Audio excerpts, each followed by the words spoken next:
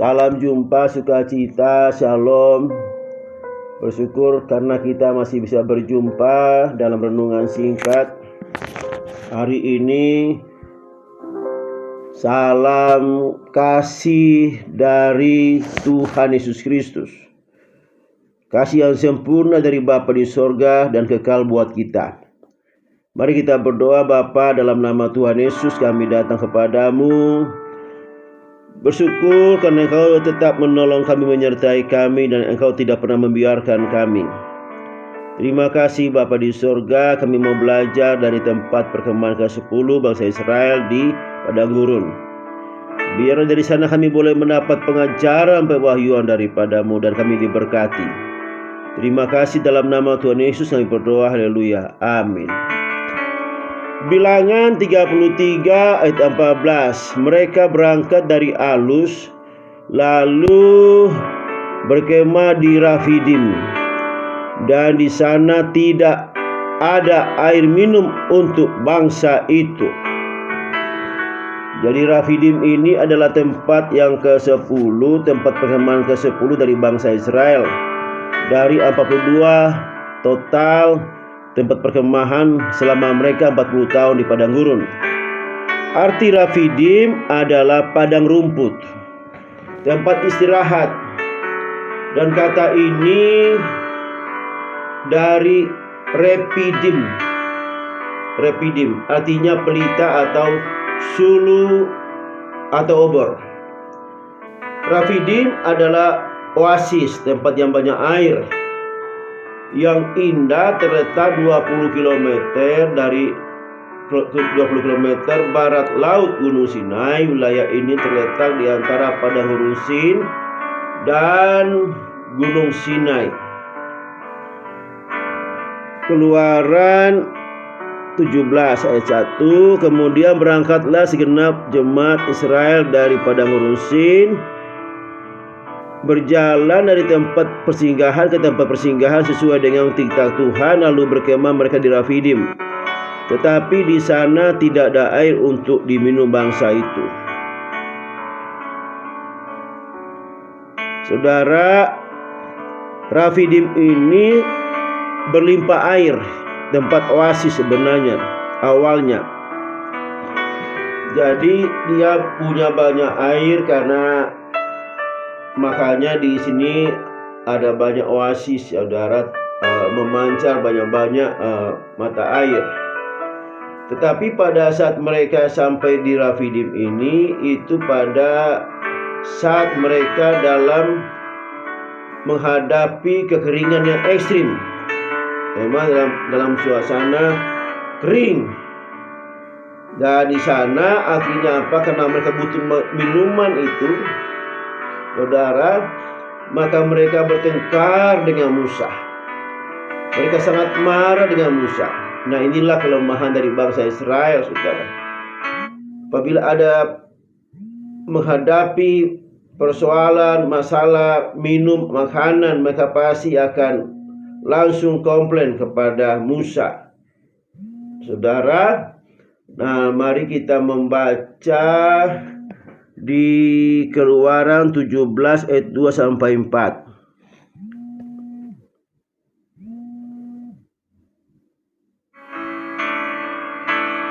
Jadi mulailah mereka itu bertengkar dengan Musa. Kata mereka, "Berikanlah air kepada kami supaya kami dapat minum." Tetapi Musa berkata kepada mereka, "Mengapakah kamu bertengkar dengan aku? Mengapa kamu mencobai Tuhan?" Hauslah bangsa itu akan air di sana. Bersungut-sungutlah bangsa itu kepada Musa dan berkata, "Mengapa pula engkau memimpin kami keluar dari Mesir untuk membunuh kami, anak-anak kami, dan ternak kami dengan kehausan?" Lalu serulah Musa kepada Tuhan, katanya, "Apakah yang akan kulakukan kepada bangsa ini? Sebentar lagi mereka akan melempari aku dengan batu." Saudara, karena begitu marahnya bangsa ini karena keadaan mereka yang tidak mendapat air, karena ternyata itu yang mereka butuhkan, saudara. Dan mereka ketemu tempat yang tidak ada air. Mereka hampir merajam Musa di sana, dan mereka juga berkata tentang Allah yang luar biasa ini. Keluaran 17 ayat 7, apa yang dikatakan mereka tentang Allah? Dinamailah tempat itu Masa dan Meribah, oleh karena orang Israel telah bertengkar, dan oleh karena mereka telah mencobai Tuhan dengan mengatakan, adakah Tuhan di tengah-tengah kita atau tidak? Wah, luar biasa memang. Pada saat mereka menghadapi persoalan maka mereka akan selalu berkata dan mencobai Tuhan. Apalagi saat ini mereka berkata, adakah Tuhan di tengah-tengah kita atau tidak ada? Dan akhirnya saudara, mereka mendapat air karena Musa disuruh Tuhan untuk memukul gunung batu di Gunung Horeb. Gunung batu itu akhirnya memancarkan air dan bisa diminum 2 juta lebih orang. Keluaran 17 ayat 6. Maka aku akan berdiri di sana di depanmu di atas gunung batu di Horeb. Haruslah kau pukul gunung itu, dan dari dalamnya akan keluar air sehingga bangsa itu dapat minum. Demikianlah diperbuat Musa di depan mata tua Israel. Walaupun mereka begitu memberontaknya kepada Musa dan kepada Allah, Allah tidak pernah membiarkan bangsa itu untuk mati kehausan. Dan akhirnya dia berkata kepada Musa untuk memukul gunung Horeb. Dan di sana setelah itu keluarlah air yang meluap-luap dan mereka boleh minum, saudara. Dan peristiwa ini juga digambarkan dalam Mazmur 105 ayat 81 berkata, dibukanya gunung batu maka terpancarlah air, lalu mengalirlah di padang-padang kering seperti sungai. Luar biasa.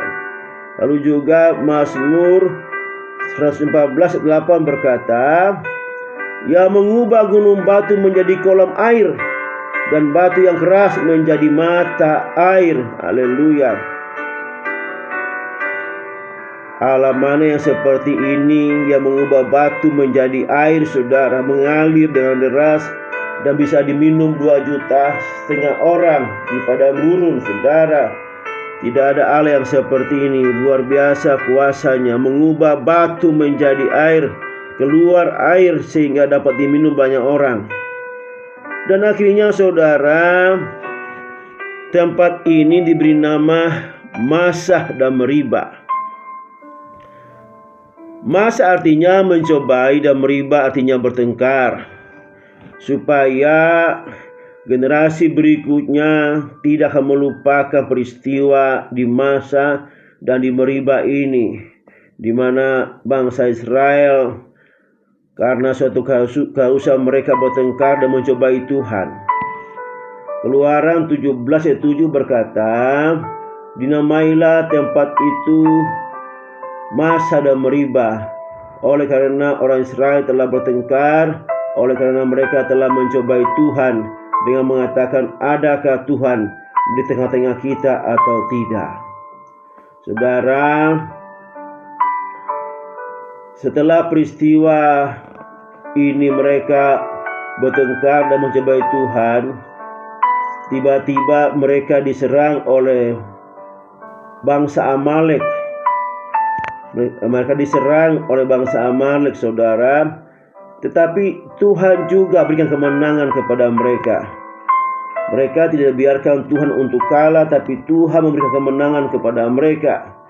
Dan di situ Musa menamakan tempat itu, dinamainya, dia bikin mesbah di situ, mendirikan mesbah bagi Tuhan, dan dinamainya mesbah itu Yahweh Nisi, Tuhanlah panji-panjiku. Keluaran 17 8 sampai 17.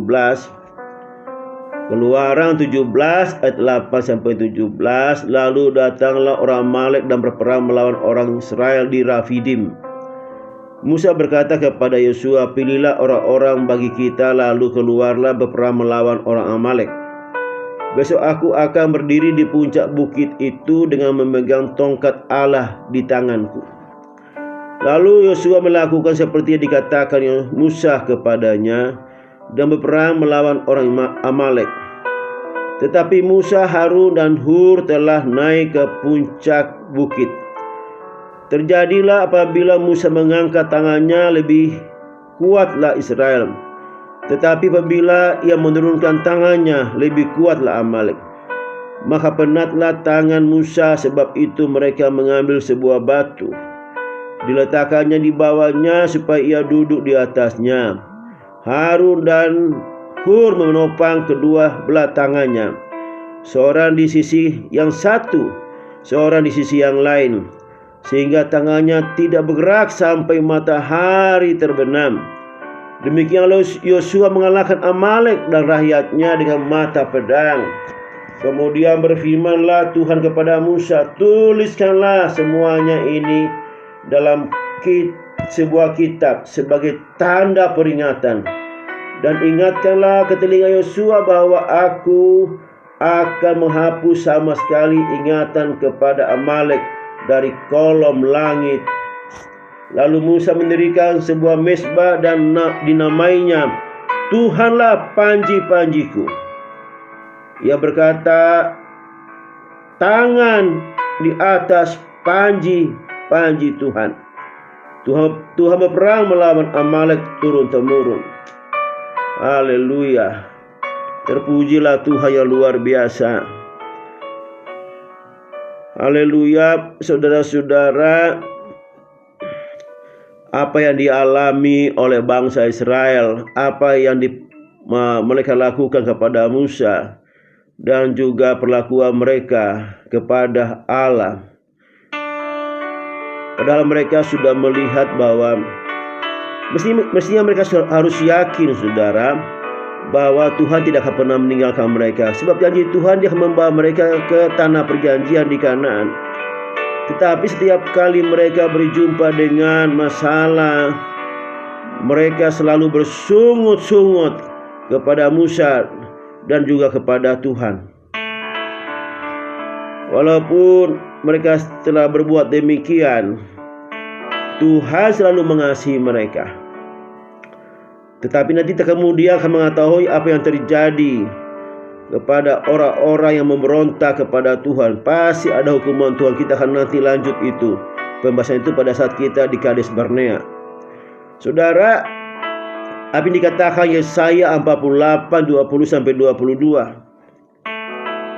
"Keluarlah dari Babel, larilah ke Kasdim. Beritahukanlah dengan suara sorak-sorai dan kabarkanlah hal ini. Siarkanlah itu sampai ke ujung bumi. Katakanlah, Tuhan telah menebus Yakub hamba-Nya. Mereka tidak menderita haus ketika memimpin mereka melalui tempat-tempat tandus. Ia mengeluarkan air dari gunung batu bagi mereka. Ia membelah gunung batu, maka terpancarlah air. Tidak ada damai sejahtera bagi orang fasik, firman Tuhan." Pada saat mereka sampai di Meribah, memang tempat ini adalah oasis. Tetapi Tuhan izinkan kepada bangsa Israel untuk mengalami, pada saat mereka di tempat itu ternyata terjadi kekeringan yang ekstrim. Dan akhirnya apa? Mereka tetap mencobai Tuhan, hampir melempar batu kepada Musa. Tetapi kasih Tuhan tetap ada pada bangsa Israel. Katakanlah, Tuhan telah menebus Yakub hamba-Nya. Haleluya. Katakanlah kepada diri kita sendiri, saudara, saya dan saudara, bahwa Tuhan Yesus telah menebus kita. Kita ini adalah orang-orang pilihan Tuhan secara rohani, bangsa Israel rohani, saudara. Bangsa Israel jasmani adalah keturunan Abraham secara jasmani. Tetapi saya dan saudara telah ditebus oleh Yesus Kristus menjadi bangsa Israel rohani. Katakanlah bahwa Tuhan Yesus telah menebus kita dengan darah yang mahal. Dengan tubuhnya Dia berkorban bagi kita. Terpujilah Tuhan. Dikatakan, tidak ada damai sejahtera bagi orang yang fasik, firman Tuhan. Saudara, setelah kita menerima Yesus sebagai Tuhan dan Juru Selamat, dan kita telah mengecap kebaikan-kebaikannya selama kita boleh hidup di muka bumi ini, bahkan janjinya bagi kita bahwa Ia akan membawa kita ke tanah perjanjian yang kekal, yaitu surga yang mulia. Saudara, apa perjalanan di bangsa Israel, jangan kita itu menjadi contoh bagi kita, saudara, supaya pada saat kita bertemu dengan masalah hidup kita berjumpa dengan situasi yang tidak baik dalam hidup kita, jangan sekali-sekali komplain kepada Tuhan. Jangan sekali-sekali mencobai Tuhan dengan berkata, adakah Tuhan di tengah-tengah kehidupan saya? Jangan, saudara. Tetapi mari masuk ke dalam doa, saudara. Karena Dia telah berjanji kepada kita. Janjinya Dia akan datang kedua kali, saudara, menjemput saya dan saudara untuk masuk ke tanah perjanjian yang kekal, yaitu surga. Saudara, jangan jadi fasik lagi. Sekali lagi, jangan jadi orang fasik, orang yang tidak mengenal Tuhan, orang yang tidak memahami firman Tuhan, orang yang tidak mau tahu dengan Tuhan. Jangan kembali, sebab kita sudah menerima kasih anugerah yang luar biasa dan kita menikmatinya. Terima kasih Bapa. Terpujilah Engkau Tuhan Yesus. Kami tahu bahwa kami masih dalam dunia ini dan kami dipersiapkan untuk masuk dalam perjanjian, tanah perjanjian yang kekal yang Kau berikan kepada kami. Terima kasih Bapa, Engkau menguji kami dengan berbagai ujian, dan kami tahu bahwa kami harus bertahan dalam kehidupan ini, sehingga kami boleh menemukan tanah perjanjian kekal bagi kami yang Kau sudah siapkan bagi kami. Engkau membawa kami ke sana. Terima kasih Bapa. Di dalam nama Tuhan Yesus, haleluya. Amin. Amin saudara. Berjumpa lagi kita pada perkemahan yang ke-11. Ikuti terus pengajaran ini dan biar kita diberkati. Haleluya. Amin.